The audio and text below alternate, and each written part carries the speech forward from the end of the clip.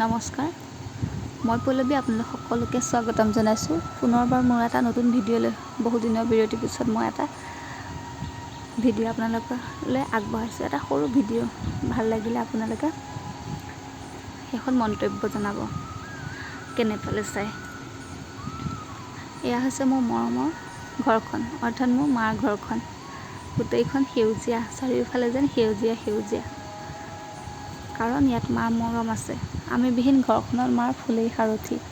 মাৰ সুখতো মাৰ ফুলৰ লগৰী মা, দুখতো মাৰ ফুলৰ লগৰী যেন ফুলখিনি। যিমান দুখত থাকিলেও মায়ে ফুলখিনি যত্ন ল'বলৈ হ'লে নেৰে, আৰু সুখতটোতো লাগি থাকেই, কাৰণ বাহিৰে ভিতৰে সেইবাবে ফুলেই ফুল। এটা সৰু ভিডিঅ' হয়, মাৰ মৰমবোৰকে দেখুৱাই দিলোঁ ভিডিঅ'টোৰ জৰিয়তে। বৰ অকলশৰীয়া মানুহগৰাকী, কিন্তু ফুলবোৰক লৈয়ে মাৰ যেন জীৱন। বৰ ধুনীয়াকৈ ফুলবিলাক হৈছে, কাৰণ ইয়াত মাৰ মৰম আছে। ঘৰখনলৈ গৈয়ে ভাল লাগে, কাৰণ ৰাতিপুৱাই শুই উঠি যেতিয়া ফুলখিনি দেখোঁ, গোটেইখন সেউজীয়া হৈ আছে। ৰঙা, নীলা, সেউজীয়া ফুলৰ পাতবিলাক দেখিলেই ভাল লাগি যায়, কাৰণ সেউজীয়া হৈ কিমান ধুনীয়াকৈ বাঢ়ি গৈছে। বৰ কষ্ট কৰে ফুলখিনিৰ লগতেই।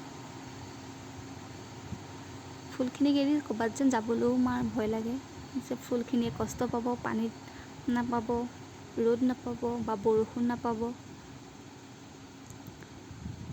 কেনে পালে জনাব।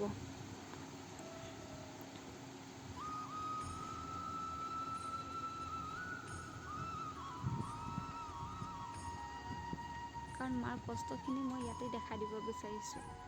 ৰাতিয়ে দিনে কেৱল খালী মাৰ ফুলেই ফুল। ধন্যবাদ।